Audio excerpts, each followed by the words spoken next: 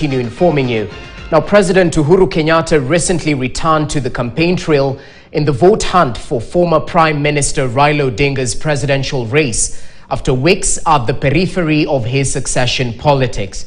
The president toured Nairobi as well as Samburu and is expected to climax his tours with campaigns in his Mount Kenya backyard ahead of the August 9th polls.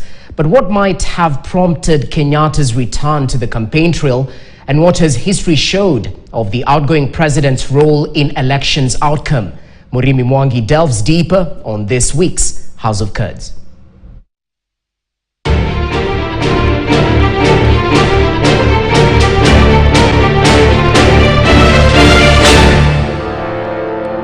In the game of trickery, non-disclosure of cards, hoodwinking of rivals, and even betrayal of allies, there is politics. President Uhuru Kenyatta has, in his active 20 years of politics, appeared to perfectly know when and whom to conveniently befriend and what political ties to break. And for the past few weeks, Kenyatta has been outspoken why he would rather vote for his former bitter rival, Azimio la Umoja One Kenya presidential candidate Raila Odinga, and not his principal assistant, Deputy President William Ruto. Sababu uzee sio ugonjwa.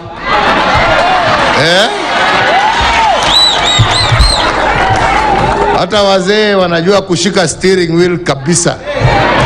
Mimi ningewauliza jameni, huyu baba jameni mumuunge mkono muende. And on face value, Kenyatta, who doubles up as the Jubilee Party leader as well as the Azimio Coalition Party chairman, has been a ranking player in a series of backroom events that preceded the unveiling of Odinga's candidature, and Wiper leader Kalonzo Musyoka's decision to drop his bid to back Odinga. And for that, Kenyatta became the routine punching bag of his deputy, at least until the unveiling of Odinga's lineup with NARC Kenya leader Martha Karua as his running mate, when Kenyatta suddenly went missing in action on the Odinga campaign trail, for what his handlers then said was a strategic move to prop up Odinga as his own man in the State House battle. Quite clearly, you do not expect the president to be on top of a campaign vehicle, campaign for Raila. Number one, that would be very demeaning of Raila himself.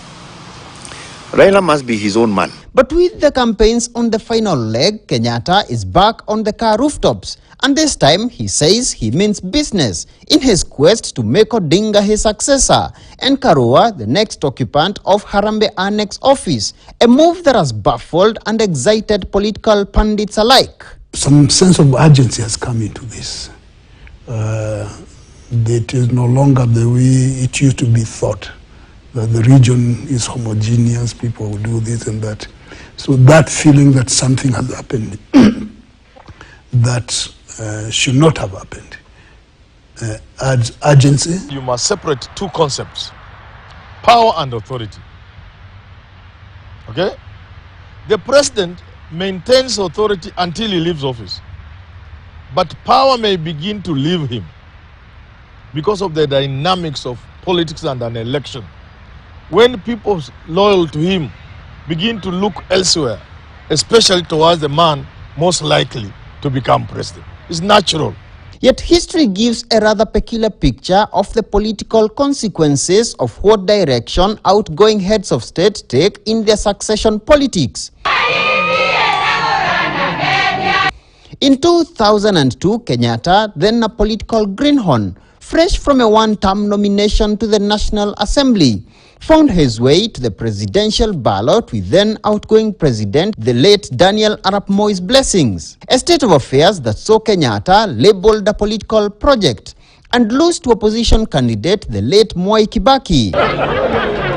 Kenyatta would in 2013 disassociate himself from direct endorsements of Kibaki's inner political circle that was said to favor then United Democratic Front UDF candidate Musalia Mudavadi. Incidentally, Kibaki also took a back seat in the campaigns. the vigor and intensity of Kenyatta's interest in Odinga's candidature, now raising critical queries. President Uhuru Kenyatta should be grateful to all Kenyans for the support of 10 years. And we are not saying he owes us anything. He doesn't owe the Deputy President any credit to support him. It is his free will. But when he wants to use the systems, the structures within government to endorse a preferred presidential candidate, that is where there is a problem. People have argued that if Moi's project in Uhuru failed, even Uhuru Kenyatta's project in Raila will fail. They are looking at oranges and apples because the two people are different. One has gravitas, one has numbers, one comes with a history. Indeed, one is a liberation fighter, and the other one was a newcomer. Well, the race is off to the final leg, and the events of the next few days will no doubt give serious momentum to the Odinga-Ruto jostle to be the final recipients of the State House baton from Kenyatta after the August 9th polls.